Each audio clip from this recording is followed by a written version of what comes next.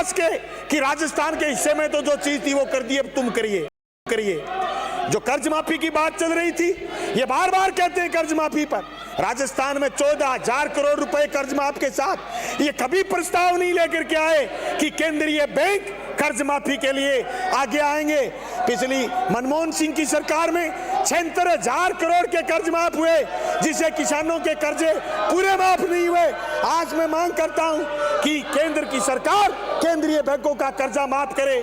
सभापति महोदय, चाहे केंद्र की सरकार आंकड़े बताना बंद कर दे, लेकिन आज भी प्रतिदिन 55 से लेकर के 60 किसान आत्महत्या कर रहे हैं। केंद्र की सरकार के आंकड़े छुपाने के बावजूद विभिन्न एजेंसियों ने ये तय किया कि देश में पता करें किसानों की आत्महत्या क्या है। एक सर्वे बता रही कि प्रतिदिन 55 से लेकर के 60 किसान आत्महत्या कर रहे हैं। आप दूसरी तरफ देखेंगे, मजदूर विरोधी बिल लेकर के आई केंद्र की सरकार। आज मजदूर पूरा का पूरा अदानी और अंबानी और बड़ी कंपनी के मालिक के गिरवी रखा गया। मजदूर के कोई अधिकार नहीं बचे।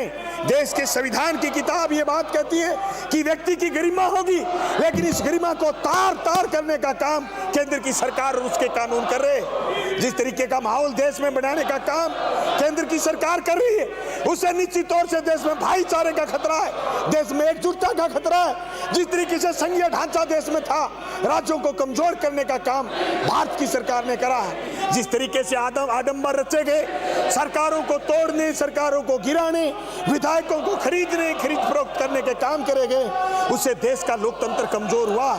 आज हमारी देश और दुनिया में जो प्रतिष्ठा हिंदुस्तान की आजादी के बाद मिली, वो प्रतिष्ठा आज तार तार होती नजर आ रही। हमारी संप्रभुता खतरे में।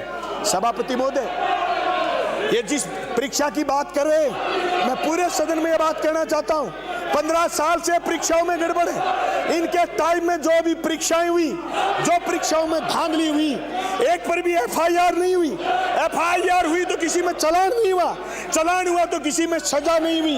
इन्होंने कहीं पैरवी नहीं करी। 5 साल भर्तियों को रोकने का काम करा, इसीलिए इनकी सरकार को लोगों ने हरा दिया।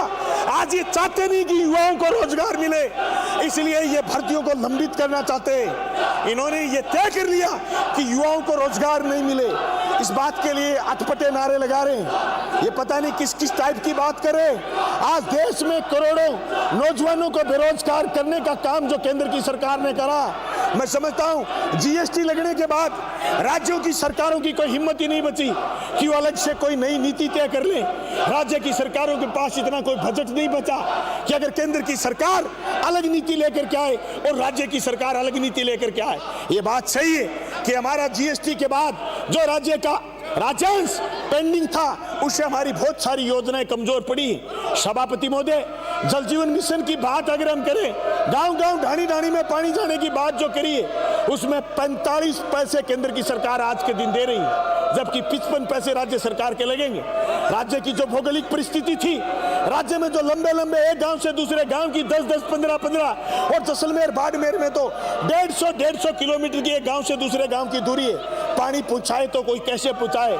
ऐसी परिस्थिति में 60,000 करोड़ रुपए में जो अंशदान केंद्र की सरकार का हो सकता था, वो अंशदान केंद्र की सरकार ने नहीं करा। केंद्र की सरकार ने बहुत कम पैसे दिए।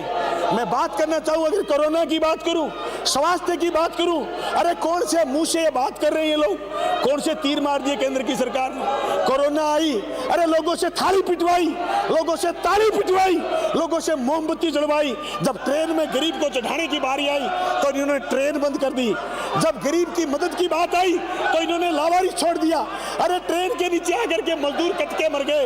इनको शर्म नहीं आती? किस टाइप की बात कर रहे हैं? जिस तरीके से स्वास्थ्य में बजट में कटौती करिए, सभापति महोदय, तो पूरे देश के लोग खड़े हो गए और ये कहने लग गए कि कोरोना वैक्सीन तुम लगवाओ, इससे पहले पोलियो की वैक्सीन, इससे पहले टीबी का टीकाकरण, इससे पहले सारे के सारे खसरा के टीकाकरण सरकारों ने कराए। तब तो इन्होंने कोरोना वैक्सीन के लिए बजट दिया था। जिस तरीके से कोरोना के अंदर मजाक बनाया गया गरीब का, उसके मुंह का निवाड़ा छीनने का काम करा, उसके रोजगार ठप हो गए, उसके काम नहीं बचे, उनकी प्रतिदिन की मजदूरी नहीं बची, और केंद्र की सरकार ने हाथ पर हाथ धर करके जनता की चिंता करनी बंद कर दी। ऐसी परिस्थिति के अंदर कहना चाहता हूं, ये जिस टाइप की बात कर रहे हैं, इससे लग नहीं रहा कि राजस्थान की 7.25 करोड़ जनता का और राजस्थान के करोड़ों बेरोजगारों का भला करना चाहते हैं। ये चीजों को कुंद आवाज में दबाना चाहते हैं। आज जरूरत इस बात की कि रोजगार पैदा हो, आज जरूरत इस बात की सरकारी स्कूल पैदा हो। अरे आज भी मैं बात करूं, मैं आदिवासियों में गया था सभापति महोदय, ये आदिवासियों में ज्यादातर ये लोग जीते हुए हैं। सभापति महोदय में सराड़ा पंचायत समिति के गांव में, कबीतीपुरा गांव में गया। सभापति महोदय 70 घर थे उस गांव में, छोटे छोटे नौनियाल बच्चे इकट्ठे हो गए। मैंने जाकर पूछा उन बच्चों से कि आपके स्कूल में कोई सरकारी चीज है क्या? उन्होंने कहा कुछ नहीं है, एक छोटा सामुदायिक भवन बना हुआ था, उस सामुदायिक भवन के 2 गेट थे। मैंने कहा इसको स्कूल करने की मांग करेंगे। मैंने राजस्थान के मुख्यमंत्री से मांग करी कि कबीतीपुरा में स्कूल खोलिए। उन्होंने दूसरे दिन आदेश कर दिए। इनके 15 एमएलए जीत करके आते हैं वहां से। आज भी आदिवासियों के बच्चे भूखे, आज भी आदिवासियों के बच्चे नंगे, आज भी आदिवासियों के केंद्र की सरकार ने जो बजट पास करा था सभापति महोदय, सिर्फ 30% बजट खर्च हुआ है, 70% बजट लैप्स हो गया। आज भी वहां डिस्पेंसरी नहीं है, आज भी वहां आदमी का वजन 45 किलो है, आज भी वहां महिला सिर्फ 32 किलो 35 किलो की, वहां अभी भी मृत्यु दर बच्चों में बहुत ज्यादा है। सभापति महोदय, हमें चिंता इस बात की करनी है, हमें इस बात की चिंता करनी है कि शिक्षा गरीब तक कैसे पहुंचे, शिक्षा दबे कुचले तक कैसे पहुंचे, अच्छा स्वास्थ्य उनको कैसा मिले। जिस तरीके की हुक हकूक की बात हम कर रहे हैं, हम सदनों में आते हैं, जनता से बात करके, जनता से राय करके, जनता के विचारों को मान करके, उनको समझा करके सदनों में जीत करके आते हैं। सदनों में आने के बाद जनता की आवाज को दबाने का जो काम करते हैं, ये काम जनता के पक्ष का नहीं है। सभापति महोदय, भारत के संविधान ने हमें अधिकार दिया है कि हम व्यक्ति की गरिमा करेंगे, और उस व्यक्ति की जो आखिरी पंक्ति में बैठा है, जो हिंदुस्तान की 125 करोड़ जनता में आखिरी आदमी है, हम उसके न्याय की बात करेंगे, हम उसके अधिकार की बात करेंगे, हम उसके कपड़े पर, हम उसके चाल चलन पर, हम उसके चेहरे पर, हम उसके हर मुद्दे पर बहस करने की बजाय हम उसके अच्छे स्वास्थ्य की कामना करेंगे, हम उसकी शिक्षा की कामना करेंगे, हम उसके दोनों हाथों को रोजगार की बात करेंगे, हम उसके आने वाले भविष्य की बात करेंगे, तब ये राष्ट्र मजबूत होगा। सभापति महोदय, मैं आपको कहना चाहता हूं कि सिर्फ और सिर्फ ये बात कर लेने से देश लोकतंत्र मजबूत नहीं होगा कि कभी ये आए, कभी ये आए, कभी हम आए। नहीं, हम आए तो सब लोग, लेकिन हमने आकर के जनता के लिए करा क्या, ये इतिहास गवाह होगा। आज मैं दावे के साथ कह सकता हूं, प्रधानमंत्री फसल बीमा योजना की बात मैं आपके बीच लेकर के आऊंगा। प्रधानमंत्री फसल बीमा योजना में किसान को कमजोर करने का काम करा। जहां भी किसान को बीमा देना पड़ जाए, बीमा कंपनी वहां दादागिरी करती है और केंद्र की सरकार उसकी फाइल को पकड़ती है। आज मेरी भादरा विधानसभा क्षेत्र के 150 करोड़ रुपए फसल बीमा के बाकी, 150 करोड़ रुपए किसानों के खातों में आ गए, लेकिन 150 करोड़ अभी भी बाकी। केंद्र की सरकार ने उनकी फाइल को पकड़ दिया। मैं आपको कहना चाहता हूं सभापति महोदय, जिस तरीके से केंद्र की सरकार ने संघ और राज्य के संबंधों को खराब करने का प्रयास करा है, संस्थाओं को कमजोर करने का प्रयास करा है, कॉन्स्टिट्यूशनल संस्थाओं को कमजोर करने का प्रयास करा है, हमें नए सिरे से सोचना होगा, हमें नए सिरे से बात करना होगा।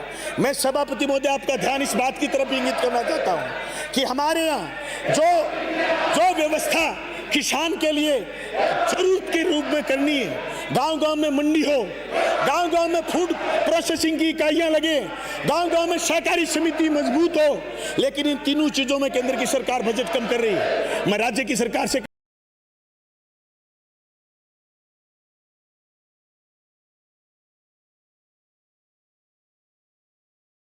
आएगा 23 तारीख को मुख्यमंत्री महोदय बजट पेश करेंगे। 23 तारीख को जिस दिन बजट पेश करें, उस दिन बजट का ढांचा ये हो कि सरकारी स्कूल मजबूत होने चाहिए, सरकारी कॉलेज मजबूत होने चाहिए, और गांव-गांव में जिस तरीके से कोरोना में 2020 में मंडियां खोली थी, अब की बार फिर रोड मैप लेकर के आए कि गांव-गांव में मंडी खुलेगी, और जहां किसान की अन्न पैदा होगा, एक एक दाना केंद्र की सरकार तुलवाए, उसके लिए राज्य सरकार तैयारी करे। और जब राज्य सरकार तैयारी कर ले और केंद्र की सरकार तोले नहीं, तो हम एकजुट होकर के लड़ाई लड़ें, तब राजस्थान की जनता मजबूत होगी। सभापति महोदय, मैं आपको कहना चाहता हूं कि हमारे यहाँ जो पूरे प्रदेश में एक मांग उठती है, पूरे प्रदेश में मांग उठती है कि भारत में सरकारी कर्मचारी के लिए पेंशन सबसे पहले 1881 में रॉयल कमीशन की अनुशंसा पर शुरू की गई थी। भाजपा की सरकार में श्री अटल बिहारी वाजपेयी जी की अनुशंसा पर सन 2004 में सरकारी पेंशन खत्म कर दी गई। सभापति महोदय, मेरे को बहुत सारे लोग कहते हैं कि आपको इन पर गुस्सा क्यों आता है, किस किस बात पर हमको इनको माफी दें। सरकारी पेंशन जो 1881 से अंग्रेजों के जमाने से शुरू हुई थी, आकर के बंद करी इन्होंने। अरे देश को समझबाग इन्होंने ये दिखाया कि हम अच्छे दिन लाएंगे, न्यू इंडिया, शाइनिंग इंडिया की बात करी। पर सबसे पहले जो कुठाराघात इन्होंने करा, जाति और धर्म के नाम पर समाज को बांट करके राज में आने वाले लोग, 1881 से पेंशन शुरू करी, उस पेंशन को 2004 में अटल बिहारी वाजपेयी जी ने खत्म करा। उस पेंशन की, ओल्ड पेंशन की मांग को लेकर के आज हजार लोग, हजारों लाखों कर्मचारी सड़कों पर उतरते हैं और कह रहे हैं कि ओल्ड पेंशन मांग करो। सभापति महोदय, मेरी विधानसभा क्षेत्र की 2004 के बाद की नियुक्त 2 महिलाएं रिटायर हुई हैं। एक की पेंशन 735 रुपए हुई है। इनके सिलेंडर का भाव 4 रुपए है। अरे घर में सिलेंडर भी 4 रुपए है। अरे घर में सिलेंडर भी नहीं ला पाएगा, बुढ़ापे में कैसे जीवन की लाठी कैसे चलाए। सभापति महोदय, ये बातें हमारे लिए बहुत जरूरी है। आज हम राज्यपाल के अभिभाषण पर इसलिए इन बातों का जिक्र कर रहे हैं कि आज राज्य कमजोर हुए हैं जीएसटी के बाद। आज राज्यों के पास ये स्थिति नहीं है कि वो अपना खुला फैसला अलग से कर लें। जिस जीएसटी के खिलाफ हुआ करते थे, ये उसी जीएसटी के पक्ष में हो गए और कठोर कानून बना करके जीएसटी को लेकर के आए।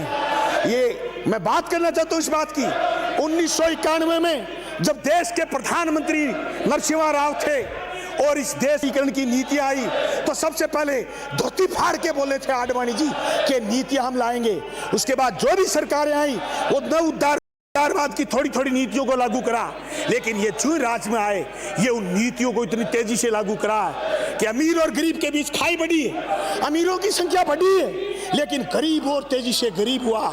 ये जो फासला करने का काम करा अमीर और गरीब के बीच, ये संविधान विरोधी कदम है। सभापति महोदय, इस संविधान में समाजवादी जो शब्द है उस पर ये चोट है। सभापति महोदय, समाजवाद की जब बात आती है तो इनके चिंगारी लगती है। वो चिंगारी इसलिए लगती है कि समाजवाद के विरोधी है, ये धर्मनिरपेक्षता के विरोधी है। ये चाहते नहीं कि देश में सारे लोग एकजुट होकर के रहें, इसलिए बात सीधी पाकिस्तान की करते हैं। अरे 1947 में पार्टीशन हो गया था, हिंदुस्तान अलग पाकिस्तान अलग, ये शब्द पर बात पर पाकिस्तान की धमकी देते हैं। जहां भी जिस भी राज्य में चुनाव आता है, ये लोगों को पाकिस्तान से डराते हैं। जिस पाकिस्तान की हिंदुस्तान के 125 करोड़ लोगों के सामने कोई औकात नहीं, कोई भी साथ नहीं, उस पाकिस्तान के नाम पर डराने का काम करते हैं। सभापति महोदय, ये जो गैलरी में आकर के हमें क्या डरा देंगे, ये खुद डरे हुए लोग हैं। इनको रात को सपने आते हैं और ये सपने में चमक के धरती पर नीचे पड़ जाते हैं, क्योंकि इनके पास अदानी और अंबानी के अलावा कुछ नहीं है। मैं पिछले 1.5 घंटे से इस बात सुन रहा हूं, इनके पास कोई नारा नहीं है, कोई स्लोगन नहीं है, इनके पास कोई बात नहीं है, उल्टा तो और ये इतने अनपढ़ हैं सभापति महोदय, ये कागज भी ढंग से नहीं पकड़ना जानते, कहीं से उल्टा पकड़ रहे हैं, कहीं से पुल्टा पकड़ रहे हैं। इसलिए इन लोगों को ज्यादा सीरियस लेने की जरूरत नहीं है। मैं राजस्थान की सरकार से भी कहना चाहता हूँ, इनके दबाव में आकर के तुमने रीट कैंसिल करी, इनके दबाव में आने की जरूरत नहीं थी। एसओजी की जांच का दायरा बढ़ाओ, एसओजी की जांच का दायरा बढ़ाओ। किरोड़ी मिल मीना को हर बात का कैसे पता है, इस बात का पता करो। किरोड़ी मिल कहता है कि फलाने का संपर्क है, फलाने का संपर्क है, वो कहता है कि फलाने का संपर्क है, फलाने का संपर्क है। वो सपने आते रात को किरोड़ी जी, जो तुम्हें सारी बात का पता है। एसओजी का दायरा बढ़ाओ। और मेरी पुरजोर सदन में मांग है, संसदीय कार्य मंत्री महोदय, कोई सीबीआई को जांच नहीं देनी, राजस्थान की संस्थाओं को मजबूत करो, या जो भी दलाली करता है उसको पकड़ो और जेल के शिक्षकों के भीतर डालो। यार इनके मिलेंगे, अधिकतर मित्र इनके मिलेंगे। मैं आज कह रहा हूं, मेरी विधानसभा क्षेत्र में तो जो खाद्य सुरक्षा में चोरी करते हैं, जो ठेकेदारी में चोरी करते थे, वो सब इनके मित्र थे। मैंने सबको खराब कर दिया, सबको सस्पेंड करवा दिया। आज मैं धन्यवाद करना चाहूंगा, प्रशासन गांव के संग कैंप में गया, मैं 28 पंचायतों में गया।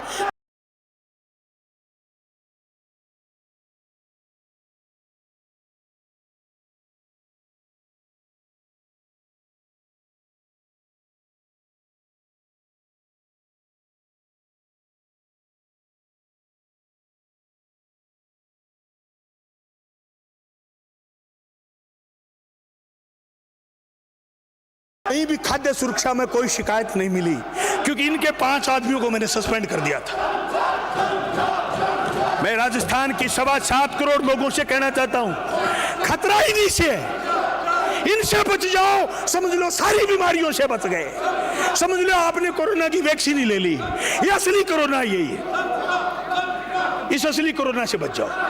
मैं प्रदेश के नौजवानों से कहना चाहता हूं, अरे प्रदेश के नौजवानों से कहना चाहता हूं, अरे 10-20 हजार से कहना चाहता हूं, अरे 10-20 हजार स्कूल बंद करने वाले लोग तुम्हें रीट में बिठाना थोड़ी चाहते।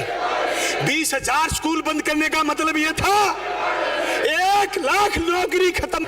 ये तुम्हें रीट में बिठाना थोड़ी चाहते, ये तुम्हें रगड़ना चाहते, ये चाहते हैं कि कैसे इस मुद्दे को विलोपित करा जाए। अरे मेरे विधानसभा क्षेत्र में एक साल में 16,000 नामांकन बढ़े। सभापति महोदय 16,000। 13 स्कूल कर्मोन्नत हुए। भर्तियों में नियुक्ति मिली छोरों को। First grade, second grade principal के पद भरे। एक साल में 16,000 नामांकन बढ़े।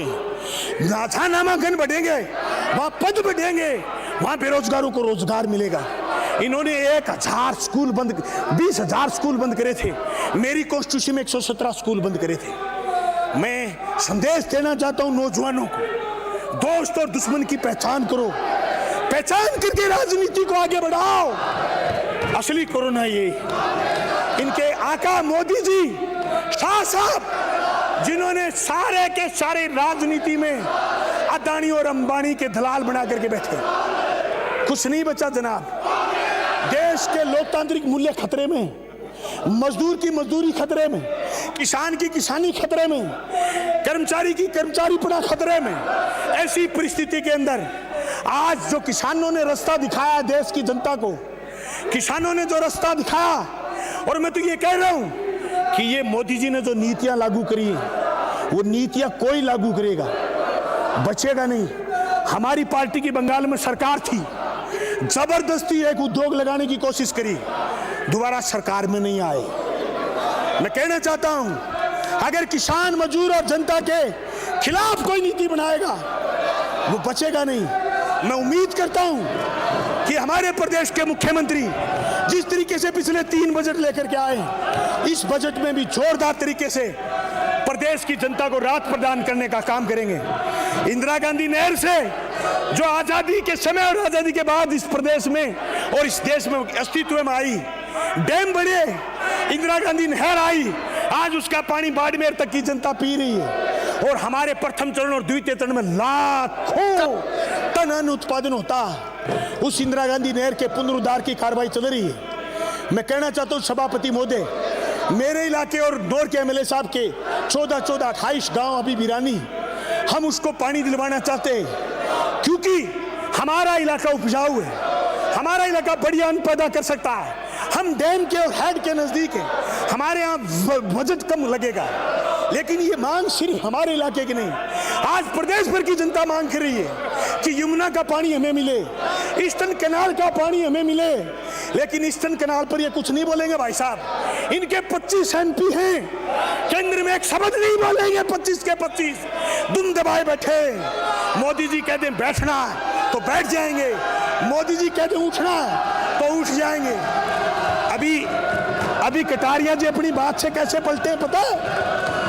कटारिया जी जो इस सदन के सबसे वरिष्ठ नेता हैं, अपनी बात से कैसे पलटे हैं पता है? दिल्ली से करंट लगाए, दिल्ली से करंट। आपको पता है कि नहीं है? मुझे पता है दिल्ली से करंट लगा। अरे कटारिया जी जैसे आदमी, 40 साल के अनुभव वाले आदमी अपनी बात से पलट जाए, इसका मतलब राजस्थान कमजोर है। अरे कटारिया जी कुछ तो शर्म करो। आप हमारे वालिद जैसे हो, हमारे पिता के समान हो, तुम अपनी राजनीति से पलट गए। अरे राठौड़ साहब को तो मुख्यमंत्री बनना होगा। राठौड़ साहब बारी आपकी भी नहीं आएगी, बारी आपकी भी नहीं है, क्योंकि आज वसुंधरा जी वाला गुट है ही नहीं यहाँ, आप एकजुट ही नहीं हो, आपकी बारी कैसे आएगी? वैसे राठौड़ साहब और हम एक इलाके से आते हैं। अब की बार मैं चूरू से चुनाव लड़ूंगा साहब, राठौड़ साहब को आने नहीं दूंगा। आपको किसी को डरने की जरूरत नहीं, वह राठौड़ साहब को हम सल्टाएंगे, वो अलग बात है साहब। चुनाव कौन कहाँ से लड़े, लेकिन बड़ी बात ये कि आज भी प्रदेश में, आज भी देश में दलितों के साथ ठीक नहीं हो रहा साहब। बाबा साहब भीमराव अंबेडकर के बनाए संविधान के अनुसार आज भी सभापति महोदय दलितों को घोड़ी से नीचे उतारना, दलितों पर जुल्म करना और उस जुल्म के साथ जो सामंतवाद की बू आ रही वो थोड़ा सा इनको ठीक करो। उसके पीछे भी जांच अगर ढंग से करवा लोगे तो भाई साहब ही आएंगे नजर। ये भाई साहब ही हैं, ये भाई साहब ही। मैं आपसे कहना चाहता हूं ये देश आगे तभी बढ़ेगा जिस देश के अंदर कोई भेदभाव नहीं बचेगा। इस देश के अंदर बाबा साहब भीमराव अंबेडकर के बनाए हुए इस कॉन्स्टिट्यूशन की कदर होगी, इस कॉन्स्टिट्यूशन के प्रीम्बल के एक एक शब्द की व्याख्या मजबूत होगी, तब हमारा देश आगे बढ़ेगा। इस देश का सबसे बड़ा क्षेत्रफल का राज्य राजस्थान तब आगे बढ़ेगा जब इस प्रदेश के अंदर तेजी से दलितों के साथ अन्याय होना बंद होगा। सभापति महोदय, मैं आपका ध्यान इस तरफ भी आकर्षित करना चाहूंगा कि जातियों की बात से आगे निकल करके अगर गरीब की बात करी जाए, प्रधानमंत्री आवास योजना में कह तो ये रहे हैं कि हम गरीब को मकान देंगे, लेकिन मैं राजस्थान के उस इलाके से आ रहा हूं जहां गरीब को केसीसी, थोड़ी थोड़ी जमीन है मेरे इलाके में गरीब को, उस गरीब को केसीसी भी बनाई हुई है 2, 4, 5 बीघे में, एक भी मकान नहीं मिलता जिसने केसीसी बनाई हुई है। एक तरफ कह रहे हैं कि हम गरीब को मकान देंगे और दूसरी तरफ शर्त लगा दी कि गरीब कोई मकान नहीं ले सकता अगर उसने केसीसी बनाई है। ये क्या उम्मीद करते हैं कि गरीब भूमिहीन हो? एक तरफ तो मांग करें कि गरीब को भी जमीन दो, गरीब को जमीन देनी चाहिए, और दूसरी तरफ जिस गरीब ने जमीन पर केसीसी बना ली उसको प्रधानमंत्री आवास योजना का फायदा नहीं मिल रहा है। सभापति महोदय, मैं आप सब साथियों को ये बात कहना चाहता हूं कि प्रदेश के अंदर एक सबसे बड़ी और देश के अंदर सबसे बड़ी चीज चल रही आज आवश्यकता की मुख्य चीज है वो है बिजली। उस बिजली में जिस तरीके से आज दिक्कतें प्रदेश की जनता के सामने आ रही, वो दिक्कतें उसके समाधान करने की जरूरत है। सभापति महोदय, मैं ऊर्जा मंत्री से कहना चाहता हूं, राजस्थान के ऊर्जा मंत्री से, जो बीजेपी के राज में हो रहा था बिजली में वो आपके राज में भी हो रहा। अन्य देय के नाम पर, फ्यूल चार्ज के नाम पर प्रदेश की जनता राज्यपाल के अभिभाषण में सुनना चाहती थी कि घरेलू बिजली के दाम भी घटेंगे। इसलिए आप 23 तारीख को आने वाले मुख्यमंत्री जी के बजट में प्रदेश की जनता को राहत देने का काम करेंगे। पार्ट 2 करने के लिए सबसे बड़ा कदम है किसान की बिजली फ्री हो और घरेलू बिजली में आपको दाम कम करने हैं। फिर देखते हैं पार्ट 2 से रोकता कौन है। इनसे डरने की जरूरत नहीं, ये तो अब से ही छड़ जाएंगे, अब से कम हो जाएंगे। ये जिस टाइप की लो लेवल की बातें कर रहे हैं, आप तो चिंता ही छोड़ो इनकी। मैं कहना चाहता हूं किसानों की कर्ज माफी पर सदन में कांग्रेस, बीजेपी, सीपीएम, बीटीपी, अन्य निर्दलीय सारे लोग एकजुट होंगे मेरे ख्याल में। अगर एकजुट नहीं है, केंद्र सरकार को प्रस्ताव नहीं भेजते तो फिर कर्ज माफी की बात ना टके। सहकारी समिति में जो कर्जे माफ हुए, उसके बाद कॉमर्शियल बैंक के जो कर्जे बचे, उसके लिए सदन में ये प्रस्ताव मैं लेकर के आता हूं और मैं दस्तखत कराऊंगा। जिस तरीके से मुख्यमंत्री जी ने 5 करोड़ रुपए करे एमएलए लैंड के, उसी तरीके से सारे लोग बड़ा दिल रखते हुए केंद्र सरकार को प्रस्ताव भिजवाएंगे कि सारे किसानों का कर्जा माफ कॉमर्शियल बैंकों का भारत सरकार करे। और 90-10 की स्कीम इस तरीके से बैंकों में सेटलमेंट की प्रस्तावित की गई है, उस स्कीम को आगे बढ़ाने का काम करे। आज प्रदेश का किसान खुशहाल होगा, प्रदेश का नौजवान खुशहाल होगा, उसको अच्छी शिक्षा मिलेगी, अच्छा स्वास्थ्य मिलेगा। मैं एक तो मुख्यमंत्री जी का धन्यवाद करना चाहता हूं, उन्होंने एक मोहल्ला क्लिनिक की बात करी थी। मोहल्ला क्लिनिक कितना धरातल पर आया है, ये तो शायद उस दिन वो बात पेश करेंगे, लेकिन कई जगह खुले।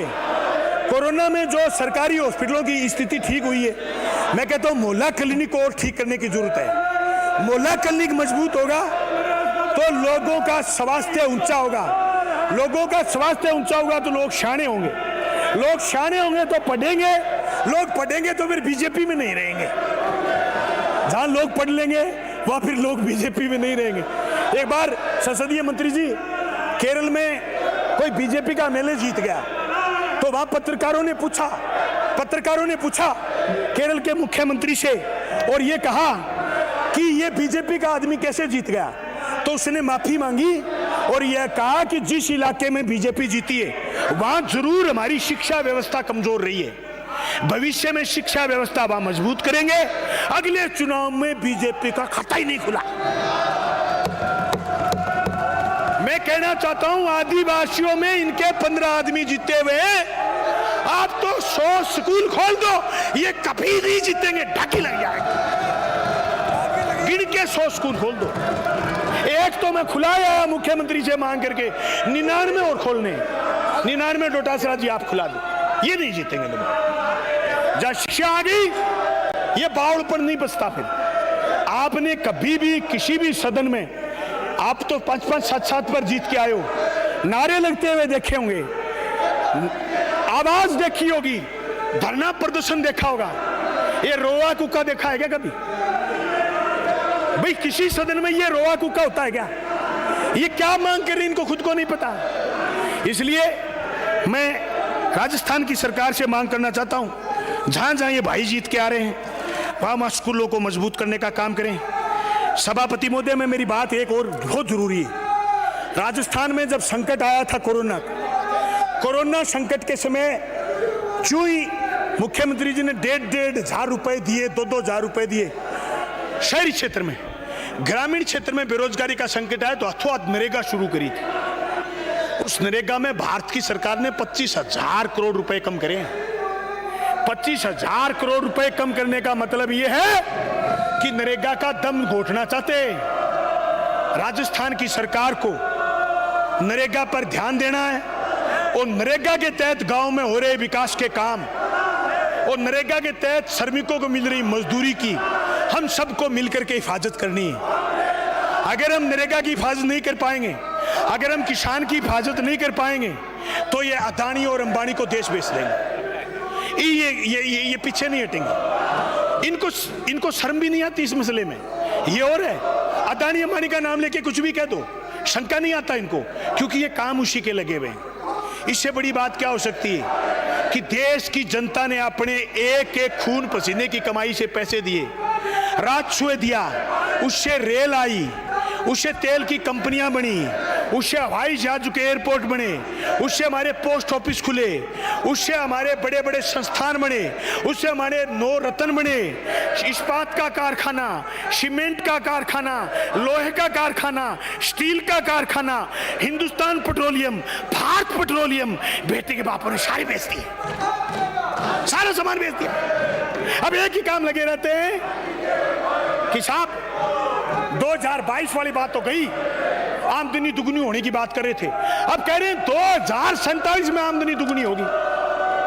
2047 यानी मुझे अचंभा हो रहा है कि एक देश का प्रधानमंत्री ऐसे पलटी कैसे मार सकता है। मैं राज्यपाल के अभिभाषण पर इसलिए देश के प्रधानमंत्री का जिक्र कर रहा हूं कि मैं हिंदुस्तान के इस संविधान की छाया में जी रहा हूं, मैं हिंदुस्तान के इन 5 लाइनों की छाया में जी रहा हूं। इसलिए मैं महसूस कर रहा हूं अगर मेरा देश कमजोर होगा, मेरा संविधान कमजोर होगा तो राजस्थान आगे कितने दिन बढ़ेगा। इसलिए सभापति महोदय, मैं आपसे एक बात नरेगा की बीच में रह गई।